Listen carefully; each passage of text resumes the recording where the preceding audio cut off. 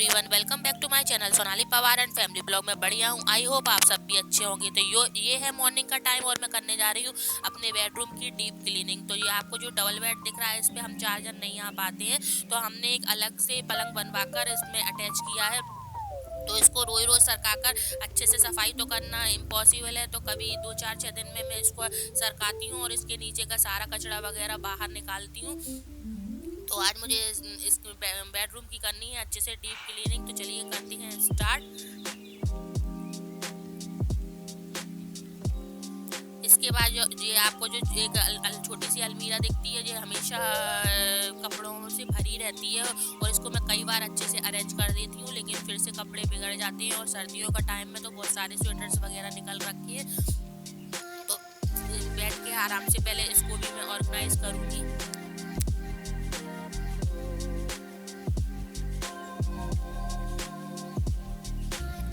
कितना भी अच्छे से ऑर्गेनाइज कर लो, लेकिन जब अपन कपड़े निकालते हैं या जल्दी जल्दी कुछ काम करते हैं तो सारा अस्त व्यस्त हो ही जाता है। तो इसको मैं चाहे जब अरेंज करती हूँ, लेकिन फिर से ये बिगड़ जाती है।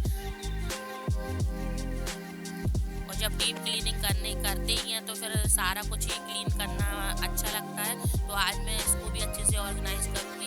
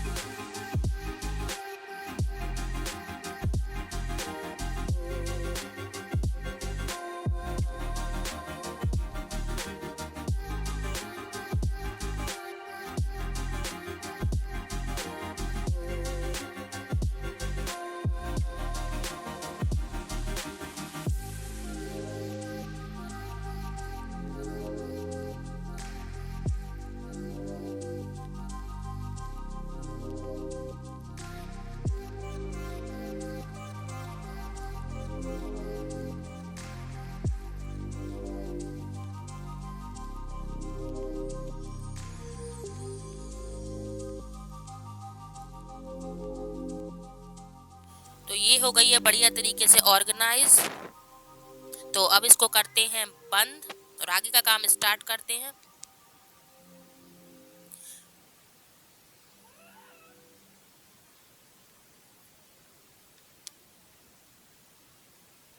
पहले मैं लगाऊंगी एक हल्की सी झाड़ू, क्योंकि मोटा मोटा जो कचरा है उसको मैं निकाल के बाहर कर दूंगी, क्योंकि ये कचरा पाँव में आता है और फिर पूरे पाँव बार बार गंदे होते हैं।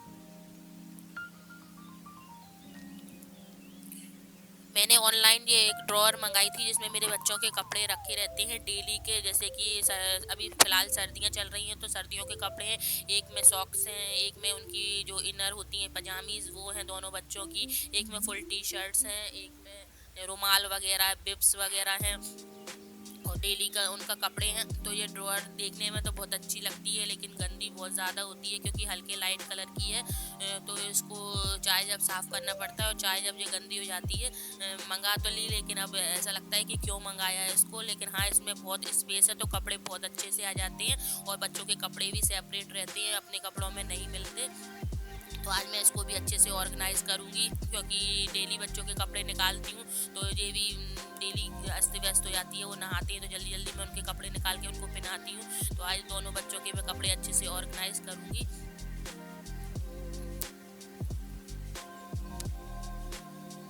वैसे है ये बहुत अच्छी, क्योंकि इसमें स्पेस अच्छा खासा है और अच्छे से बहुत सारे कपड़े आराम से आ जाते हैं बच्चों के और सेपरेट भी रहते हैं।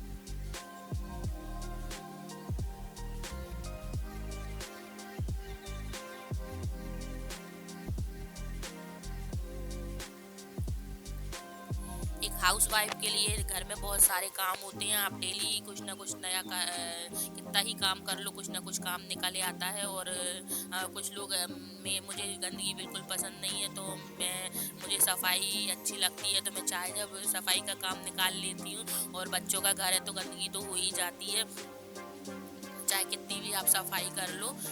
डेली घर को ऐसे अरेंज करना पड़ता है जैसे कि जाने कितने दिनों से सफाई वगैरह या अरेंजमेंट नहीं हुई है।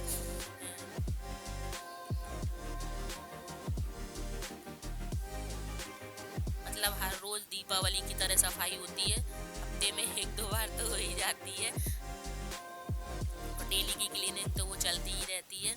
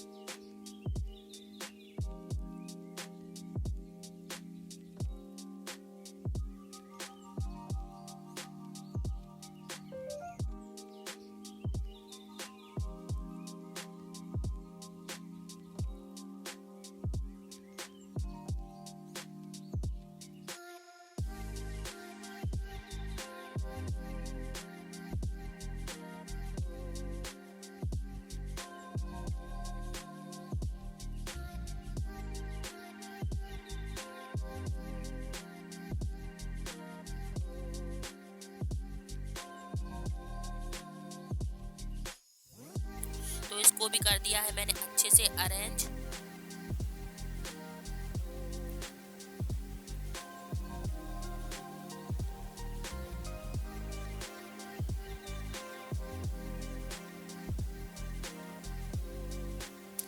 डबल बेड के नीचे रोज इतने सारे खिलौने फेंकते हैं ये दोनों बच्चे के ना, मेरे को 2-3 दिन में इसके नीचे ये बड़ी वाली झाड़ू डालकर निकालना पड़ता है।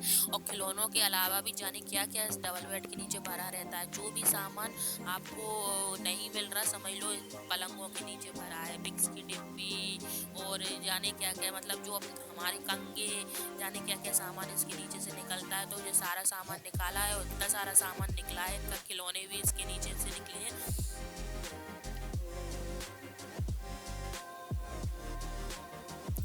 इसके बाद मैं पूरी बड़ी वाली झाड़ू से पूरे कमरे के जाले निकालूंगी, क्योंकि जाले बहुत जल्दी जल्दी लग जाते हैं घर में। और जाले निकालते निकालते झाड़ू पड़ गई ट्यूबलाइट के तार पर, तो ट्यूबलाइट बुझ गई। और फिर मैंने इनसे बोला तो इन्होंने वो ट्यूबलाइट को सही किया। ये डब्बा आपको हमेशा यहाँ पर रखा मिलेगा, इसमें बच्चों के टॉयज भरे हैं छोटे छोटे जो भी वो खेलते हैं, और इसको दिन भर बिखेरते हैं और जगह कम है तो डर लगता है गिरने का, बच्चों के ही गिरने का ज़्यादा डर लगता है। तो मैं इसको दिन भर समेटती रहती हूँ, ऐसा मन करता है ये डब्बा उठा के रख लूँ, लेकिन मानते नहीं है, फिर उसको ले आते हैं उठा उठा के, बच्चे तो खेलेंगे ही। इसके बाद आज पूरे कमरे की हो गई है अच्छे से डस्टिंग, क्योंकि डस्ट बहुत आती है रोड के मकान में।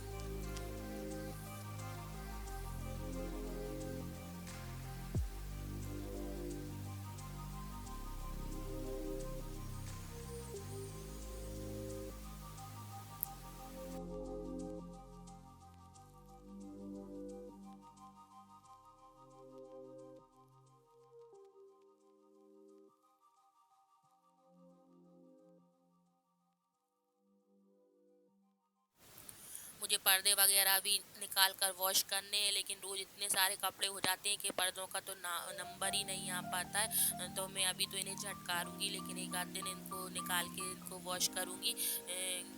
ये विंडोज़ हमेशा बंद रहती है, लेकिन इसमें भी बहुत सारे जाले वगैरह हो जाते हैं। सर्दी के कारण इसको बंद कर रखा है और पर्दे इसमें लगे ही रहते हैं। पलंग के पीछे थोड़ी सी जगह रह गई है, तो वहाँ पे है ना जो बच्चे कुछ भी सामान फेंक देते हैं, वो अब तो बहुत सारा सामान निकाला है मैंने इसके पीछे से भी। साथ ही साथ धुल रहे हैं मेरे कपड़े, क्योंकि वो तो बहुत ज़्यादा ज़रूरी है, और एक दिन छोड़कर बहुत सारे कपड़े धुलते हैं। इतने कपड़े निकलते हैं कि मतलब अगर एक दिन भी कपड़े नहीं धो तो दूसरे दिन तो कपड़ों का अंबार हो जाता है, तो भी घाट सा मच जाता है।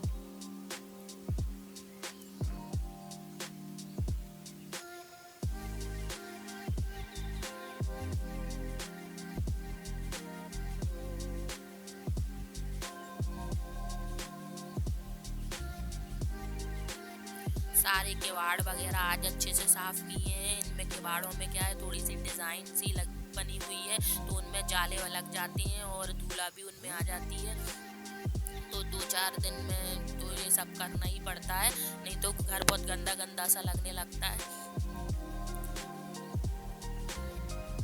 और साफ हो जाता है घर तो घर में अच्छा भी लगता है, गंदगी में तो नहीं अच्छा लगता। रौनक तो सफाई से ही आती है।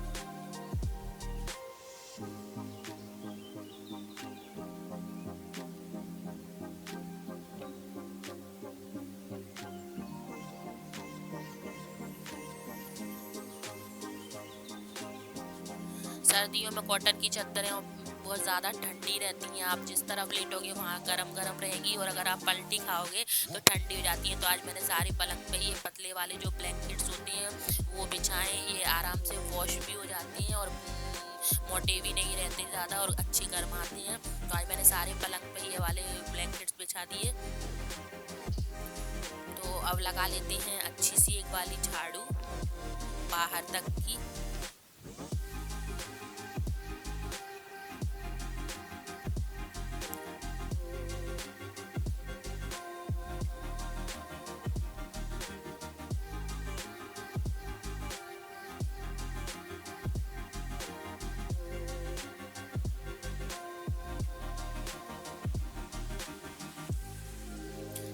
और लग गया है मेरा साथ में पहुंचा। तो फाइनली मेरे बेडरूम की हो गई है अच्छे से डीप क्लीनिंग।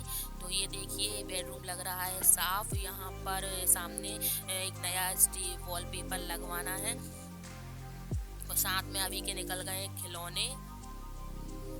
इधर सफाई करो, उधर हो जाती है गंदगी। तो अगर आपको आज का मेरा ये छोटा सा क्लीनिंग रूटीन अच्छा लगा हो तो प्लीज़ मेरे चैनल को सब्सक्राइब कीजिए, लाइक कीजिए और शेयर कीजिए। Bye bye.